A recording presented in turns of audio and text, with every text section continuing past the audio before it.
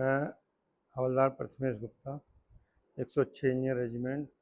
उस टाइम मेरी पोस्टिंग श्रीनगर में थी और जून 16 से ये पता लगना शुरू हो गया था कि दुश्मन ने हमारे कुछ क्षेत्रों पे और अच्छी चोटियों पर कब्जा कर रखा, जिनको कि पीस टाइम में बर्फ़ पड़ने के टाइम हम खाली करके नीचे आ जाते थे पीस इलाके में अपने। उस पर दुश्मन ने घात लगा के चुपचाप उन चोटियों पर कब्जा किया था। ये पता चरवाहों से लगा था। उसके बाद हमारी इंटेलिजेंस सक्रिय हुई और उन्होंने इस बात का सबूत दिए कि हाँ, वास्तव में हमारी चोटियों पर कब्जा हो चुका है।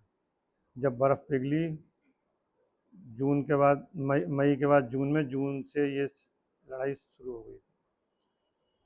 किस तरह की लड़ाई थी? कितना जो था दुश्मन ऊपर था और हम नीचे थे, कितना मुश्किल था? लड़ाई तो ये एक अपने आप में बहुत ही ज़्यादा खतरनाक थी, कारण कि वो 15,000 फीट की ऊंचाई पे था और हम बिल्कुल नीचे थे। हम चूंकि उसे देख भी नहीं पा रहे थे, वो हमारी सारी गतिविधियों को देख रहा था और हम पे अटैक कर रहा था लगातार।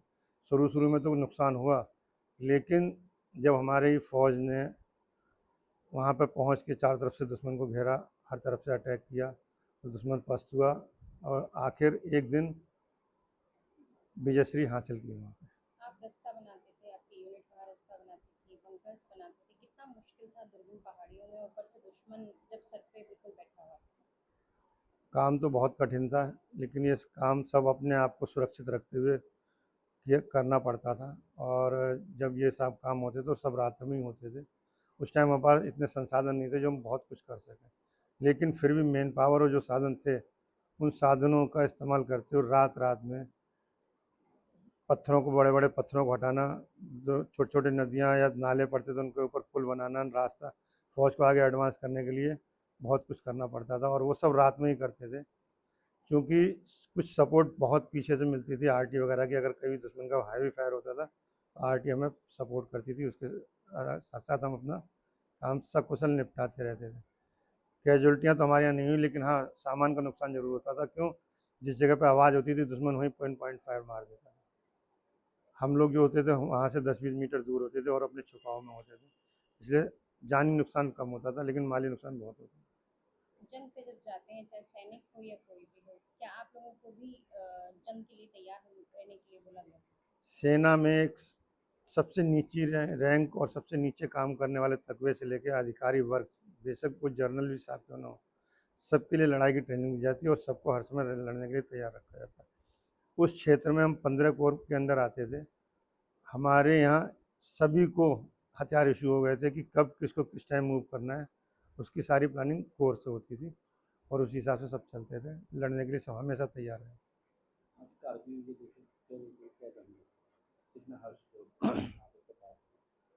देखिए, ये 2014 से शुरू हुआ था। इससे पहले किसी, अब मैं बताता हूँ। कारगिल दिवस, विजय दिवस, ये सब सुनिए सब। कारगिल दिवस, विजय दिवस इससे पहले कोई नहीं मनाता था, लेकिन 2014 में जब सरकार आई और पूर्व सैनिकों ने ये मांग रखी थी चुनाव से पहले कि हम लोगों ने जंगें जीती हैं लेकिन हमारा कोई नाम लेने वाला नहीं है। उस सरकार ने आने के बाद ये सारे दिवस मनाने शुरू किए। वो विजय दिवस था जिसको सन 71 की लड़ाई कहते हैं, कारगिल दिवस था जिसको 26 जुलाई को मनाया जाता है। इस तरीके से हमारे सम्मान में और हम लोगों की हौसला बढ़ाने के लिए इन दिनों का ये उत्सव मनाए जा रहे हैं। हमें बड़ा फ़ख्र है कि हमारी सरकारों ने हमें कुछ सोचा समझा और हमारे लिए कुछ करने की कोशिश की। आप कितना प्राउड फील करते हैं, आप इस लड़ाई का पार्ट रहे हैं? आप लड़ाई आप कैसा महसूस करते हैं, कितना गर्व महसूस? मुझे तो बहुत गर्व होता है और मैं जहाँ भी जाता हूँ बहुत सम्मान मिलता है।